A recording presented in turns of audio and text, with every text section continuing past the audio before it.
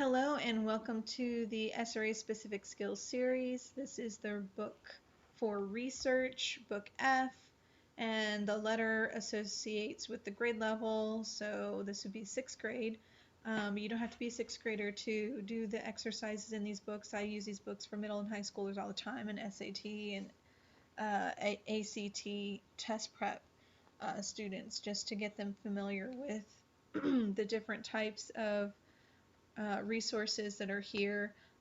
This book isn't really used too much with test prep students unless I need them to be familiar with the latter components in summarizing, taking notes, and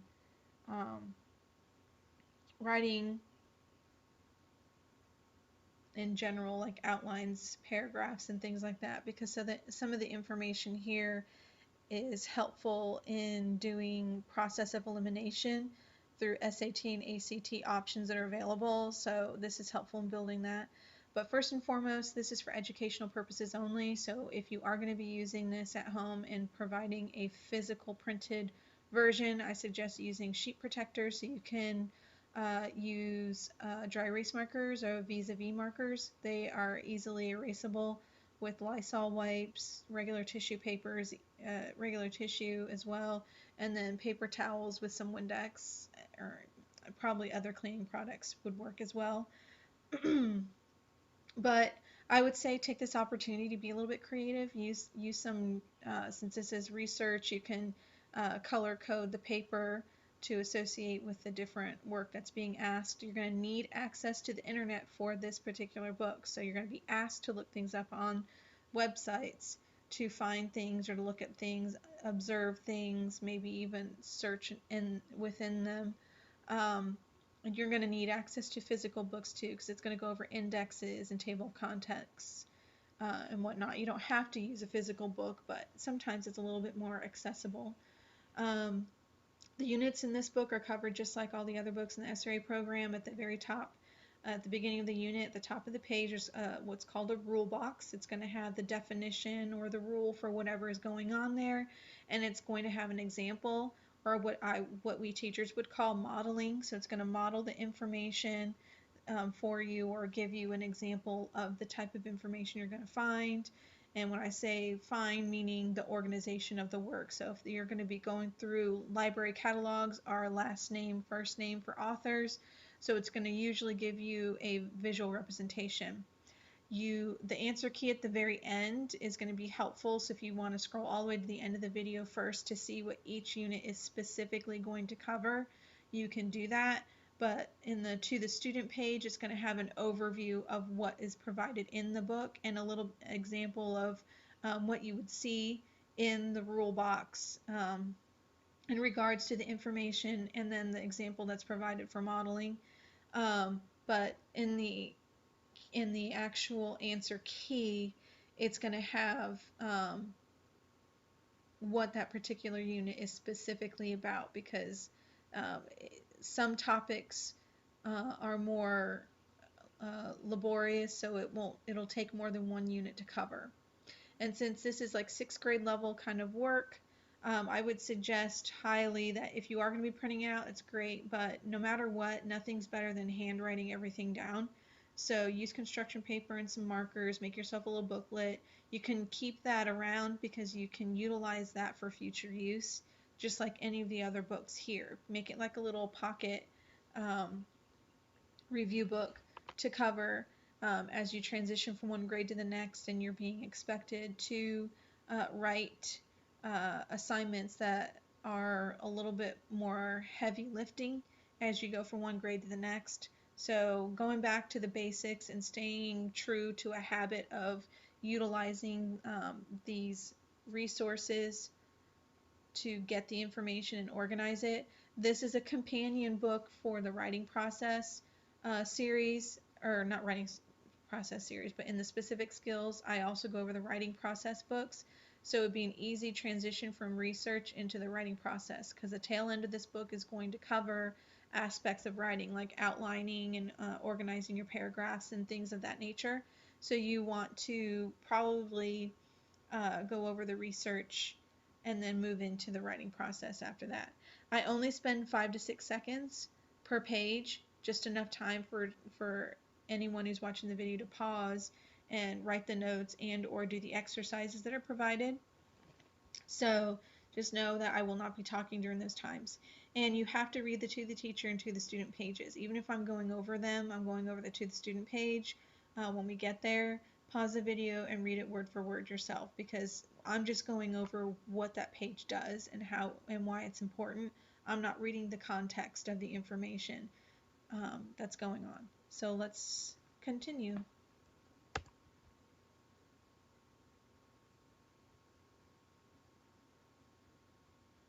And I forgot to mention that you're going to have assessments. This is the to the student page. This is telling you what the book is about, like all the other books do, but this is an overview of what topics are going to be covered for each within the book. But there is a total of 18 units for this book, and there's less than 18 topics here. So we know where there's going to be moments where this particular one of these topics will cover 2 units or 3 even. This is an example of what I was telling you about with the modeling of the information. So it will give you the rule that's up here, and then it will give you, see, part of an outline is shown below, but it's telling you up here what is expected, like it would in a rule box. And then this would be the visual representation or the modeling of how that's supposed to look. So it's nice to have a visual aid to go with the information that's being provided. And most importantly, at the very bottom, we have the learning goal, learning objective of the book. And that's the most important part of this page, because in every classroom, the teacher is supposed to provide the learning objective or the learning goal for that day for his or her class.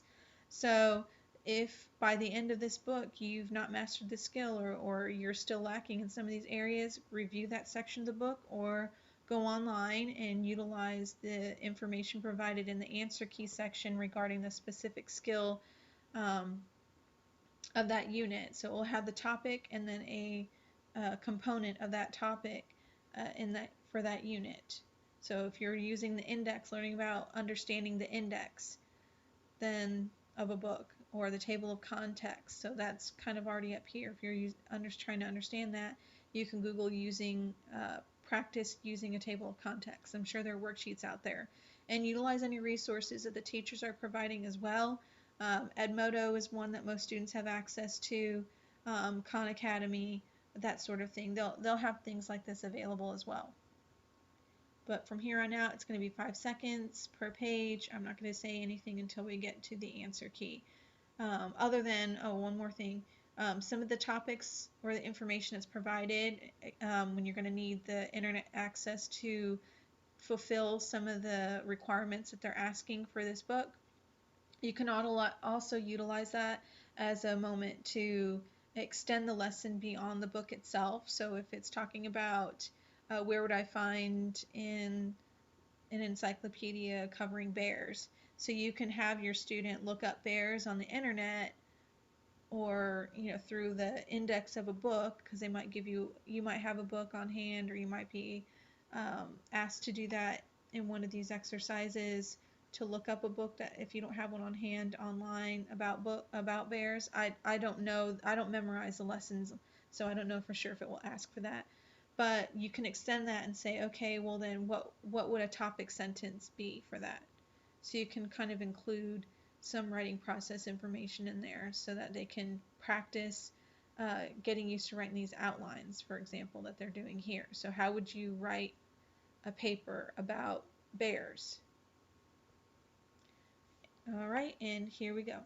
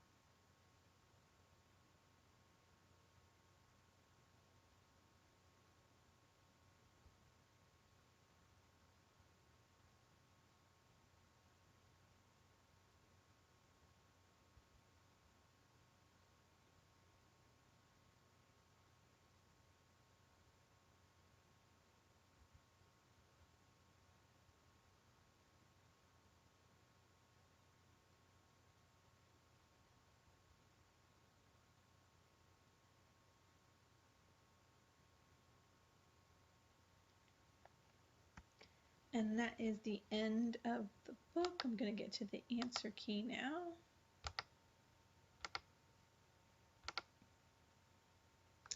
So the answer key is in chronological order by unit and of course page number, and you can see how getting ideas and narrowing a topic, that's unit 1, but then 2 is formulating questions.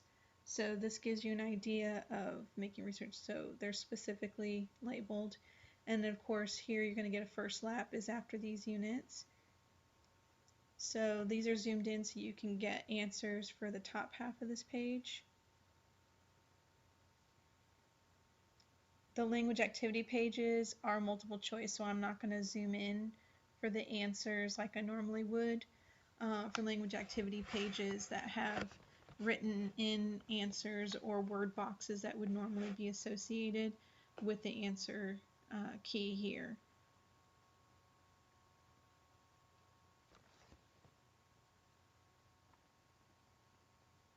And if you're writing this down, which I highly suggested that you do, make sure that you write the letter, the corresponding letter of your answer, along with the written answer that's provided.